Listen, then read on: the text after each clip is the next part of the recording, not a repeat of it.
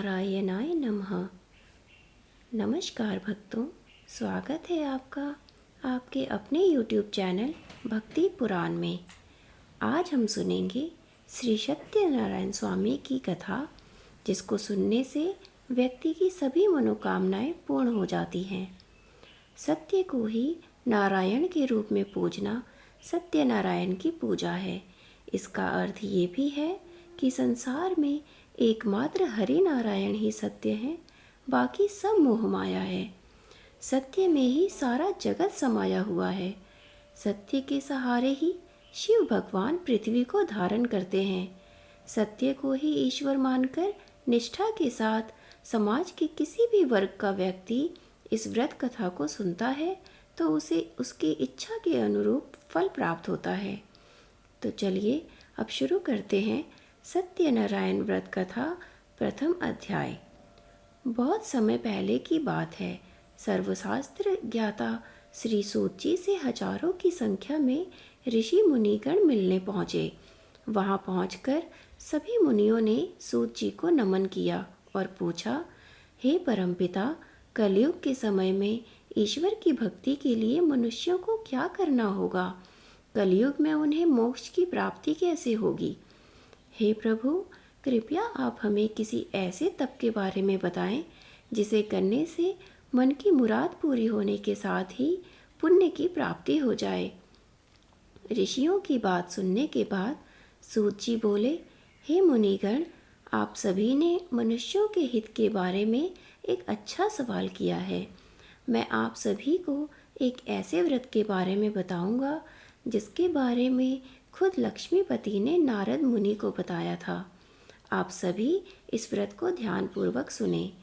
एक बार नारद मुनि दूसरों के हित की अभिलाषा लिए कई लोगों के भ्रमण पर निकले। इस भ्रमण के दौरान घूमते घूमते एक दिन वह मृत्युलोक यानी धरती पहुंच गए। यहाँ नारद मुनि ने देखा कि सभी मनुष्य अपने कर्मों का फल भोग रहे हैं।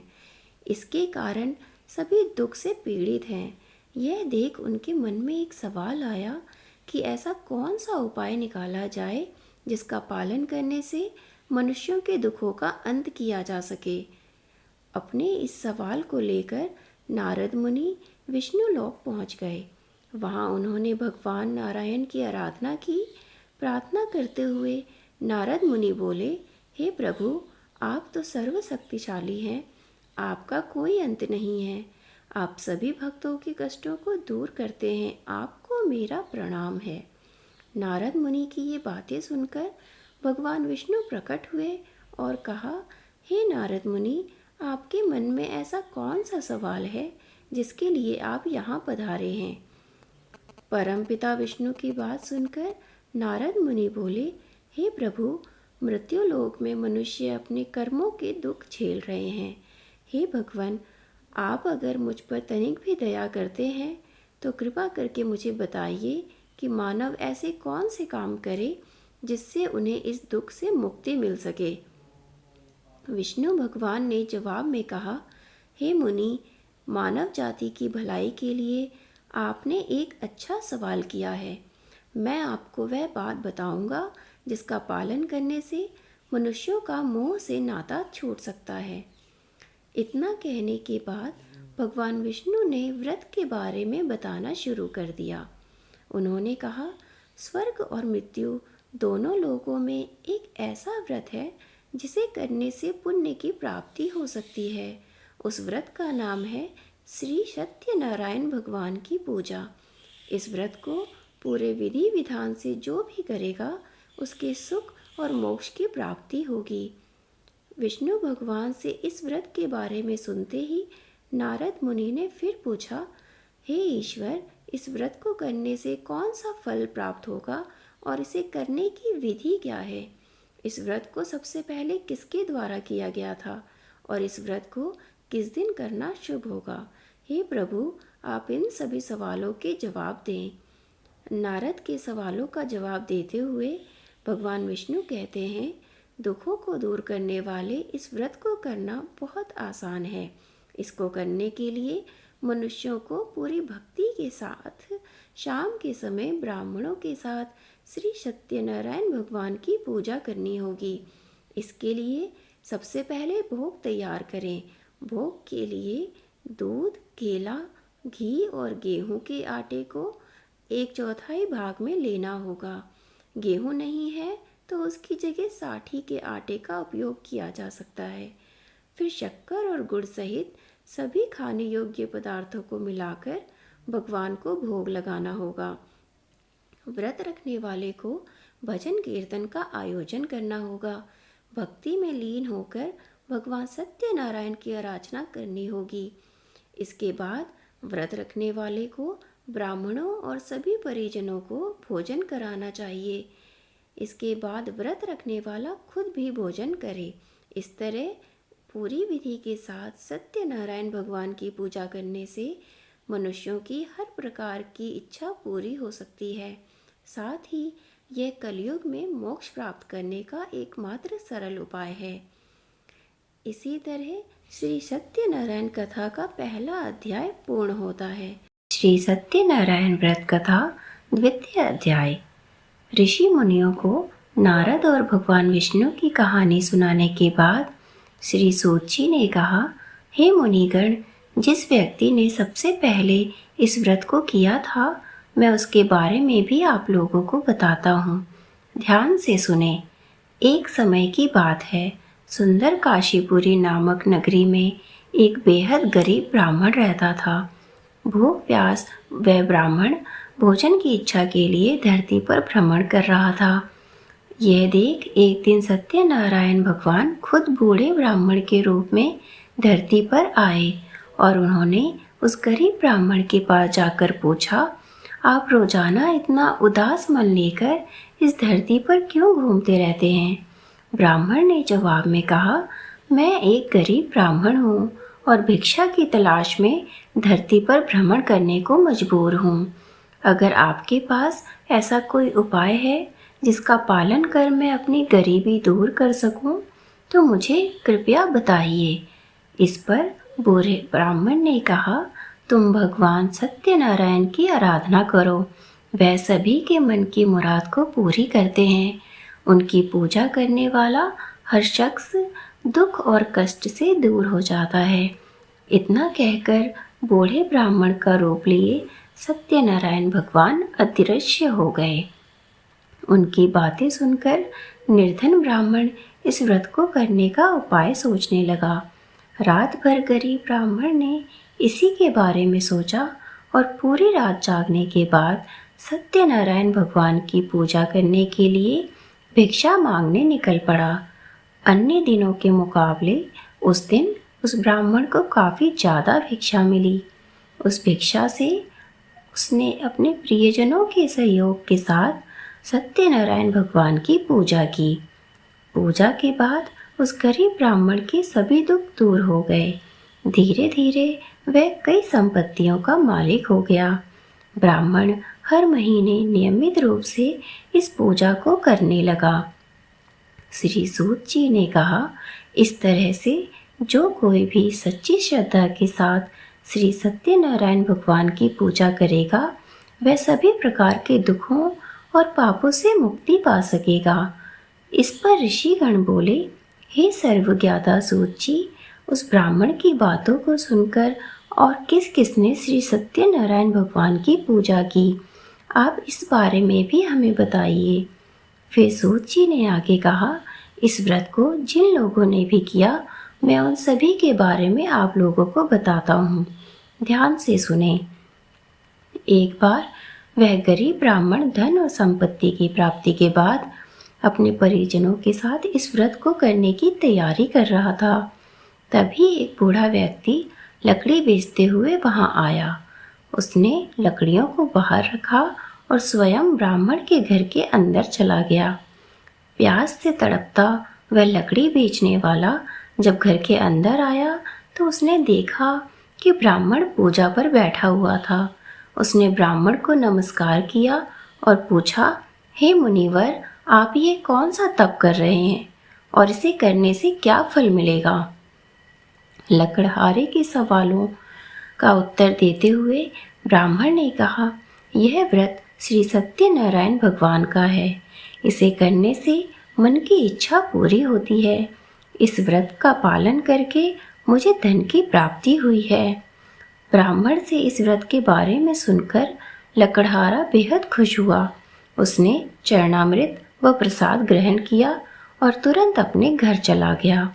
घर पहुंचकर उसने निश्चय किया कि किसी भी हाल में वह श्री सत्यनारायण भगवान की पूजा करेगा। इसके लिए वह लकड़ी बेचने उस नगर जहाँ पहुँचा जहाँ अधिक संख्या में अमीर लोग रहते थे। वहाँ उसे पहले के मुकाबले अधिक धन मिला। इसके बाद उस लकड़हारे ने कमाए हुए धन से गेहूं का आटा, केला, घी, शक्कर, दूध सहित सत्यनारायण व्रत में लगने वाली सभी सामग्रियों को खरीदा। फिर उसने अपने परिजनों को भी आमंत्रित किया और पूरी विधि के साथ श्री सत्यनारायण भगवान का व्रत किया।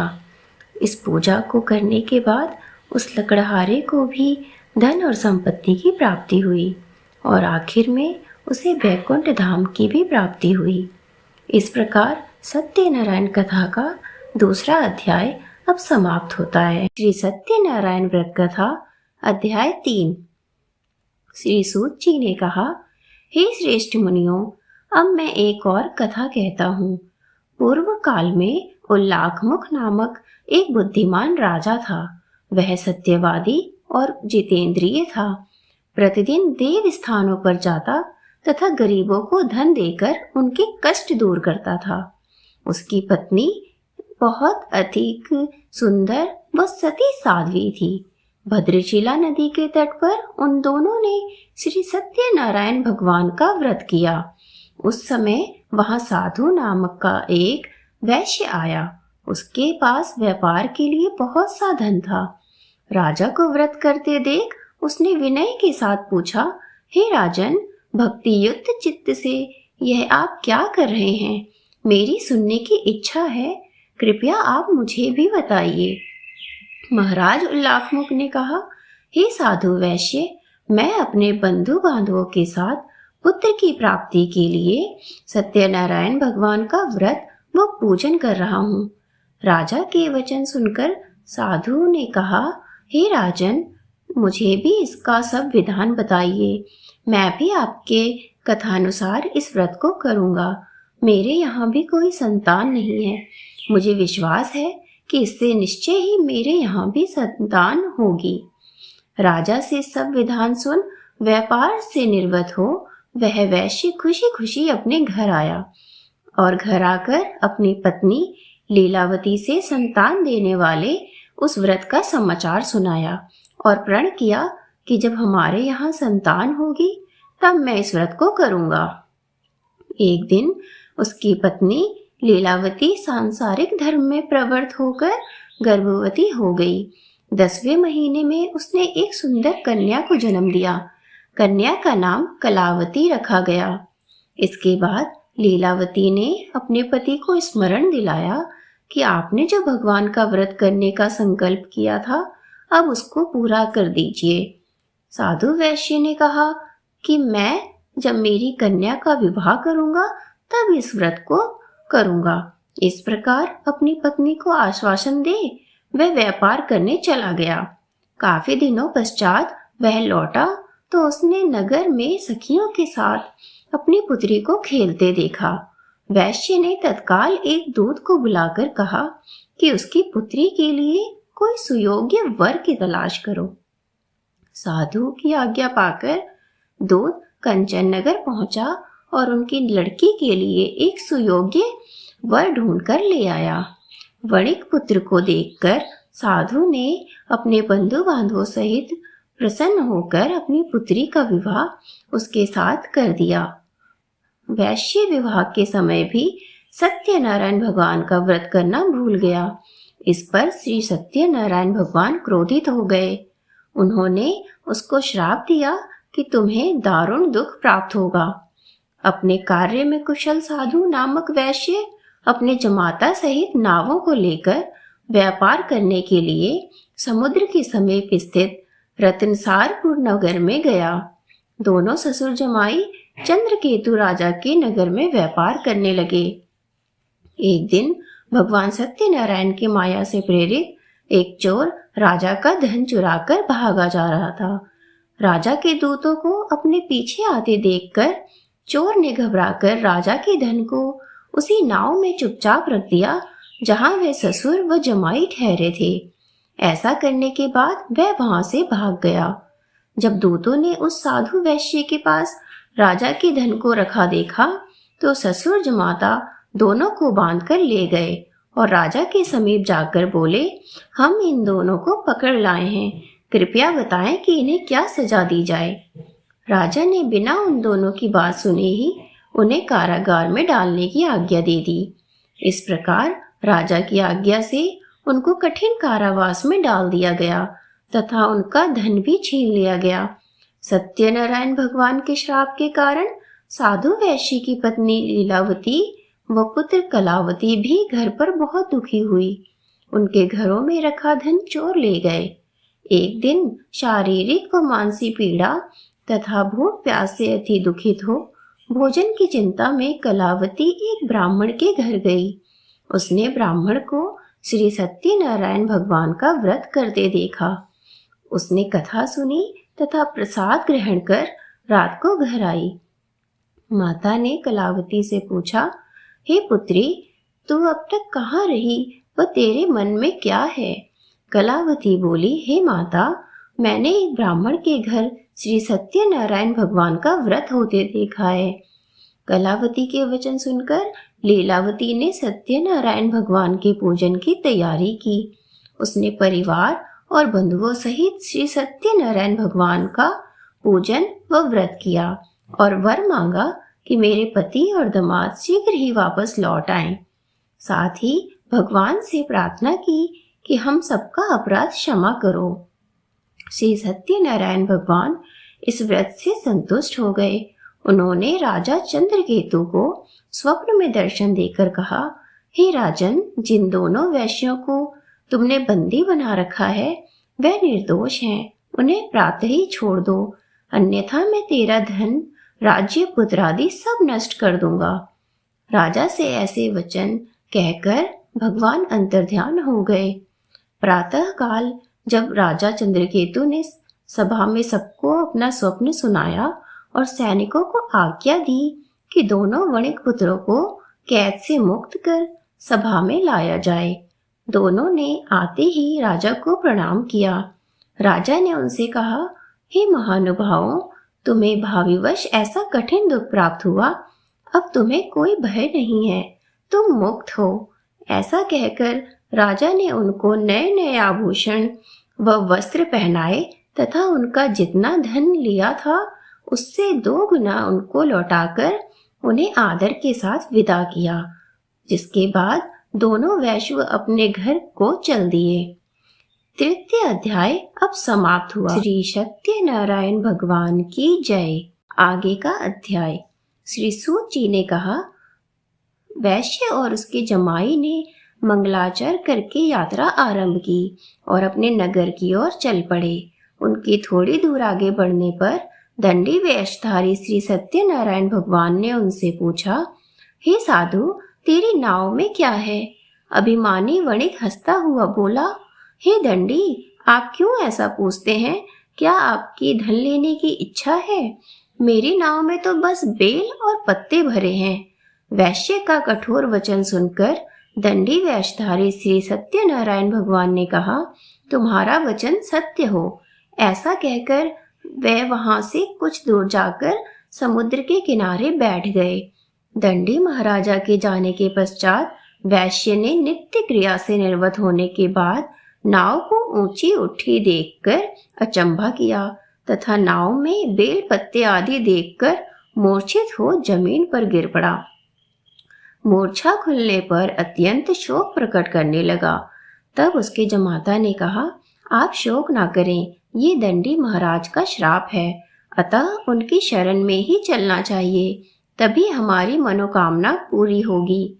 जमाता के वचन सुनकर वह साधु नामक वैश्य दंडी महाराज के पास पहुंचा और भक्ति भाव से प्रणाम करके बोला, मैंने जो आपसे असत्य वचन कहे थे उसके लिए मुझे क्षमा करें। ऐसा कहकर वैश्य रोने लगा। तब दंडी भगवान बोले, हे वणिक पुत्र, मेरी आज्ञा से तुझे बार बार दुख प्राप्त हुआ है। तू मेरी पूजा से विमुख हो गया था। साधु नामक वैश्य ने कहा, हे भगवान, आपकी माया से ब्रह्मा आदि देवता भी आपके रूप को नहीं जान पाते, तब मैं अज्ञानी भला कैसे जान सकता हूँ। आप प्रसन्न होइए, मैं अपने सामर्थ्य के अनुसार आपकी पूजा करूँगा। मेरी रक्षा करो और पहले के समान मेरी नौका को धन से पूर्ण कर दो। उसके भक्ति युक्त वचन सुनकर श्री सत्यनारायण भगवान प्रसन्न हो गए और उसकी इच्छा अनुसार वर देकर अंतर ध्यान हो गए। तब ससुर व जमाता दोनों ने नाव पर आकर देखा कि नाव धन से परिपूर्ण है। फिर वह भगवान सत्यनारायण का पूजन कर जमाता सहित अपने नगर को चल दिया। जब वह अपने नगर के निकट पहुंचा, तब उसने एक दूत को अपने घर भेजा। दूत ने साधु के घर जाकर उसकी पत्नी को नमस्कार किया और कहा, आपके पति और दामाद सहित इस नगर के समीप आ गए हैं। लीलावती और उसकी कन्या कलावती उस समय भगवान का पूजन कर रही थी। दूत का वचन सुनकर साधु की पत्नी ने बड़े हर्ष के साथ सत्यदेव का पूजन पूर्ण किया और अपनी पुत्री से कहा, मैं अपने पति के दर्शन को जाती हूँ, तू कार्य पूर्ण कर शीघ्र आ जाना। परंतु कलावती पूजन एवं प्रसाद छोड़कर अपने पति के दर्शनों के लिए चली गई। प्रसाद की अवज्ञा के कारण नारायण भगवान रुष्ट हो गए। फलस्वरूप उन्होंने उसके पति को नाव सहित पानी में डुबो दिया। कलावती अपने पति को न देख रोती हुई जमीन पर गिर पड़ी। नौका को डूबा हुआ तथा कन्या को रोती हुई देख साधु दुखी हुआ और बोला, हे प्रभु, मुझसे या मेरे परिवार से जो भूल हुई है उसे क्षमा करो। उसके दीन वचन सुनकर सत्यनारायण भगवान प्रसन्न हो गए। आकाशवाणी हुई, है वैश्य, तेरी कन्या मेरा प्रसाद छोड़कर आई है, इसीलिए इसका पति अदृश्य हुआ है। यदि वह घर जाकर प्रसाद खाकर लौटे तो इसका पति अवश्य मिलेगा। आकाशवाणी सुनकर कलावती ने घर पहुंचकर प्रसाद खाया और फिर आकर अपने पति के दर्शन किए। तत्पश्चात साधु वैश्य ने वहीं बंधु बांधवों सहित सत्यदेव का विधि पूर्वक पूजन किया। वह इस लोक का सुख भोग कर अंत में स्वर्गलोक को चला गया। श्री सत्यनारायण कथा का चतुर्थ अध्याय अब समाप्त होता है। सत्यनारायण कथा के 5वें और अंतिम अध्याय में सर्वज्ञाता सूत जी ऋषि और मुनि गणों को एक और कहानी सुनाते हैं। यह कहानी तुंगध्वज नामक एक राजा की थी जो प्रजा पालन में व्यस्त रहता था। कुछ समय बाद राजा तुंगध्वज अपने नगर के पास के एक जंगल में शिकार के लिए निकले। शिकार के बाद राजा एक पेड़ के पास विश्राम करने के लिए रुके, जहां उनकी नजर कुछ लोगों पर पड़ी जो पूरे विधि विधान के साथ भक्ति में लीन होकर श्री सत्यनारायण भगवान की आराधना कर रहे थे। हमेशा की तरह अपने अभिमान में चूर राजा तुंगध्वज उस पूजा में शामिल नहीं हुए और न ही भगवान को नमन करना जरूरी समझा। वहां मौजूद लोगों ने राजा को रोककर भगवान का प्रसाद भी दिया, लेकिन तुंगध्वज ने प्रसाद का अपमान करते हुए उसे लेने से मना कर दिया। कुछ समय बाद जब राजा तुंगध्वज अपनी नगरी पहुंचे तो देखा कि उनके प्रदेश में सब कुछ बर्बाद हो चुका था। पूरा नगर तहस नहस देख राजा तुरंत समझ गए कि यह सब सत्यनारायण भगवान के प्रसाद का अपमान करने का फल है। वह तुरंत उसी जंगल की ओर गए और बिना किसी देरी के उस पूजा में शामिल होकर भगवान का प्रसाद भी खाया। इसके बाद जब राजा तुंगध्वज दोबारा अपने नगर की ओर चले और वहां पहुंचकर उन्होंने देखा कि श्री सत्यनारायण भगवान की कृपा से सब कुछ पहले जैसा व्यवस्थित हो चुका था। इसके बाद राजा तुंगध्वज ने लंबे समय तक सुख और समृद्धि के साथ अपना जीवन व्यतीत किया और फिर मृत्यु के बाद उसे स्वर्गलोक की प्राप्ति हुई। इस कहानी के बाद सूत जी ऋषियों को कहते हैं, हे मुनिगण, इस संसार में जो भी मनुष्य श्री सत्यनारायण भगवान के व्रत को करेगा उसकी सभी मनोकामनाएं पूरी होंगी। इस पूजा को करने से गरीब को धन की प्राप्ति होगी, निसंतान को संतान का सुख प्राप्त होगा। वहीं मनुष्य अपनी मनोकामना पूरी होने के बाद जीवन के आखिरी वक्त में वैकुंठ धाम चला जाएगा। आगे सूत जी कहते हैं, मैं अब आप सभी को इस व्रत को करने वाले लोगों के दूसरे जन्म के बारे में भी बताता हूँ। दूसरे अध्याय के वृद्ध ब्राह्मण ने अगले जन्म में सुदामा के रूप में जन्म लिया और मोक्ष की प्राप्ति की। वहीं दूसरे अध्याय के लकड़हारे ने निषाद के रूप में जन्म लेकर मोक्ष की प्राप्ति की। इसके अलावा तीसरे अध्याय के उल्लाखमुख राजा ने दशरथ के रूप में बैकुंठ की ओर प्रस्थान किया।